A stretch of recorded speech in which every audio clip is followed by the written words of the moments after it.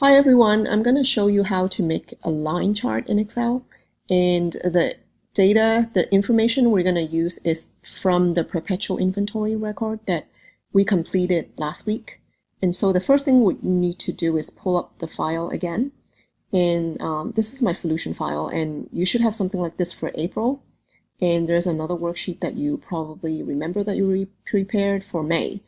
And so as you recall, we prepared the inventory costing for the part CKW2 using the weighted average cost. So for weighted average, we basically recalculate the cost whenever there's a purchase. And so in the beginning, the unit cost for this part is $25.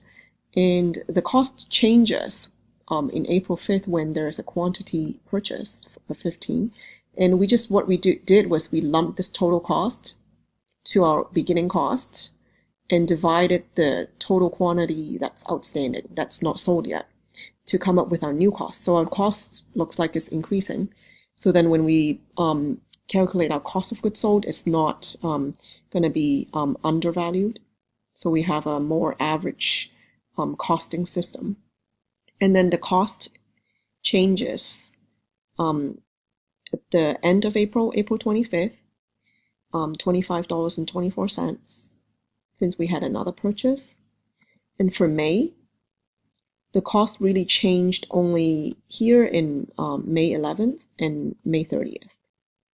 So to prepare a chart for this part for April and May to see how the weighted average cost changed, we could do all the cost along the y-axis and the dates when our costs change along the x-axis. So we'll come up with something like this for part number CKW2. So these dates correspond to our table for the weighted average cost. So you see our beginning of the month cost is shown here, which is $25, and it climbed up to, I think it was $25.18. And then it slowly climbs up all the way to $25.80 at the end of May. So that's really what we want to show is the purchase dates along the x-axis and all the cost along the vertical, the y-axis. So I'm going to show you how you can prepare one like this. I'm going to show you as close as possible to this chart. There's a lot of formatting things that you can do differently. If you don't prefer this format, you can always do a different one. But we're going to start. So the next thing I'm going to do is go to this demo worksheet. And usually the most convenient thing to do is make a brand new data table on your chart worksheet so you can see what's going on. And what I did here down the A column is all the dates that you're going to include along your x-axis. As you can see here, April 1st, April 5th, April 25th, May 11th, and May 30th. So they're down here. And then these are all the appropriate costs that you can find back in your table here. So you can just input the data here. So April 1st is $25 and it raised to $25.18. And then you can see the highest cost up until May is $25.80.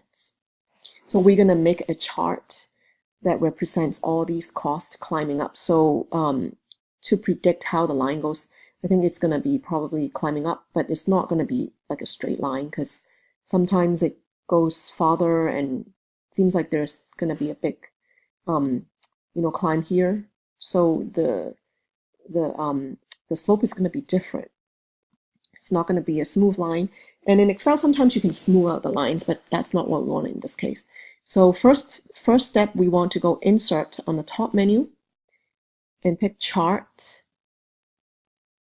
pick Line, and let me move this chart area higher so you can see. And let me make this bigger also so we can see better. And then the next step is select the data. The select data is right here. It looks like a little chart icon. Click on it. and select from A3 to B7.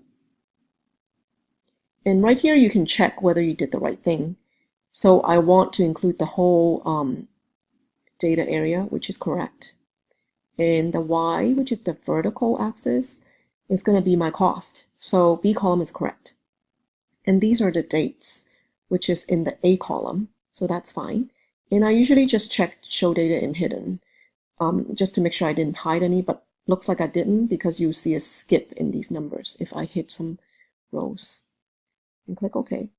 And basically, you can just leave it like this. But I'm going to show you some formatting options, and so that this chart looks better. The first thing I'm going to do is get rid of these horizontal grid lines. And you can go here, add chart element, go to grid lines, click on the primary major horizontal, and those will be gone. Okay. And then the next thing I will do is first I have to check this vertical axis and make sure that there's like a box around it to make sure that you're really in the format axis area. And you can see here the title that you're really in there, because if you click on here, then you're formatting the plot area, which is not where I want to start with, because I want to start with formatting with the axis area. And then it changes. It shows you where you are. It's pretty self-explanatory. And I don't want any fill in there. I just want to keep it white. And I want a solid line. And color black is fine. And then for the width, I usually make it thicker. And as I press here, you would see over in the chart area that the axis is getting thicker. And so 2.25 I think is enough for this purpose. And there's nothing else that I would want to do. I mean, round is fine. So let me just minimize this and then go over to this little shape here. I don't really want any shadowing or any special effects on the axis, so I leave it alone. Size and properties look fine to me. And this one is where maybe I'll change some stuff, because I think I need some check marks here, and that's where the tick marks are. And I want them outside, right next to my number. And let's see what axis options I have. Here it's something that you might want to change, because this line seems to be kind of like hanging up here. So to lower it, I would make this number a little bigger. It's closer to my smallest number in my data chart. So I'll change it to 24.8. And then for the maximum, I don't want this to be kind of like stopping and my axis is like going higher and higher. It looks kind of awkward. So I'm going to change that to 25.8, which is the highest that this weighted average cost will go. And then click on this box, and then that graph looks much better now. And then the major, I want it to be 0.1. 0.1 meaning like I'll go increments of 0.1, 24.8, 24.9, 25. So it's plus 0.1 for every notch. And the rest of it looks fine. And tick marks, already did that. And labels, next to the axis is fine because it tells me here. And the number is probably something that I want to change, because right now I don't see any dollar sign. So I would want to do accounting, which will have dollar signs for me. And that looks much better. So I'll leave that alone. And that's all I want to change. And then I'll move on to the horizontal axis. So you have to make sure that this can be a little tricky to pick. So I have to make this bigger. Right there. So make sure that you have a box around the horizontal axis. And then I don't want to change any shadowing. And I do want to change my solid line and make it thicker. And then I want alignment seems fine.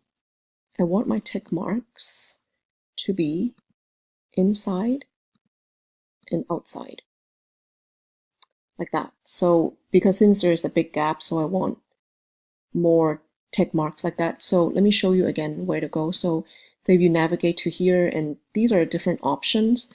This one is general formatting, like how you want the line, how thick the line is. Like this format bucket, it looks like a bucket of paint here. And you can fill it with different colors, but I usually leave it no fill. So it's all white. And then the line thickness and the shape and the cap, how it's joined, you can always change those. And here is where the alignment is. I usually leave it as is. And this is where you find your tick marks to show where your axis is pointing to, where you are at on the graph. And the major type is the inside. You can pick where you want to put the major and minor. And labels is how you want to do the intervals, right? And the number is the format of the numbers. And for the dates, I'm going to leave it alone because really, if your data table shows the correct date, you don't really need to change it. And then the next thing I want to show you is if you click on the plot itself, you can also format the lines. So here's the line formatting. So I want a solid line, and you can change it to black or any other color you want. And then there's a marker option, and you can click on the marker. And I usually like this built-in one, and it gives me round bullet or a square. And let's pick a diamond. 8 is a nice size, and that looks good. And if you control click on the line and add data labels, it actually adds like exactly your weighted average cost right next to the dot, so you don't have to guess where this is. This is a little bit below 25.2, so it's 25.18, which corresponds to our April 5th date. So it's more clear in that way. And then let me show you how to add a label to the axis. And add chart element, axis titles, and primary horizontal. And here we want to type in purchase dates. Or purchase date, actually. And let me show you how to make this font bigger. So highlight it, control click, select font.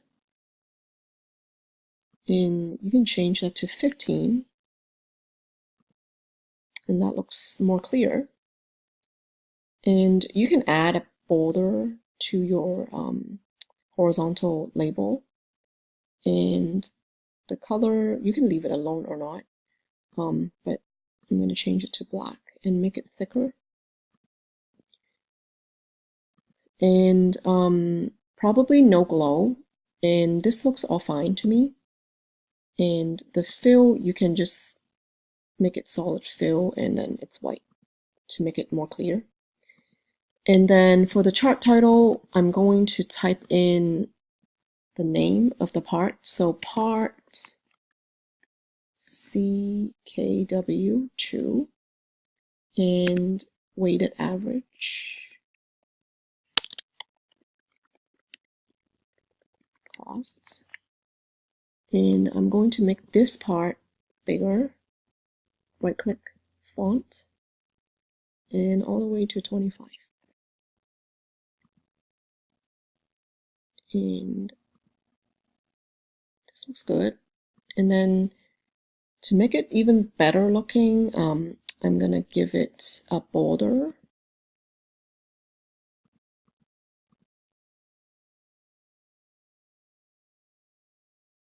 And that's all I'm gonna do. And then to make it pop, I can do a shadow. And this transparency is none. And then make this 100% the size of the shadow. And then make the angle 45 or 43. 45 is usually what I do. Let's just type it in, 45. And click on the chart area, and that looks good. So just to show you again what I did here, for the title, to make it pop, I did the shadow. I picked the size 100%, blurred it a little bit, doesn't really matter. Angle, I like 45 degrees, and it just looks nice. And then sometimes I would want this background here to be a little grayer. So you would actually see how you click on the plot area. That's not where you want to go. You want to click on a chart area. So make sure it says format chart area here, and do a fill, a solid fill. And I usually pick a light gray here. And sometimes I would prefer a darker. You can actually go darker. And then go pick on the, click on the plot area and then do solid fill. But this time pick white to make it pop out more clear. And then looks like our title got affected also. So you want to change that back to the white. So all you need to do is, let me show you again, click on the chart title and click on the solid fill. So let me click on the no fill first. Click on this, whoops, so let me click on this one. Again, so the chart title and solid fill. And then it's pre-selected to white. And this looks pretty good to me. And then I'll just leave it as it is. And if you prefer other formatting options, go ahead and do that. But I think I'll leave this because it looks pretty good.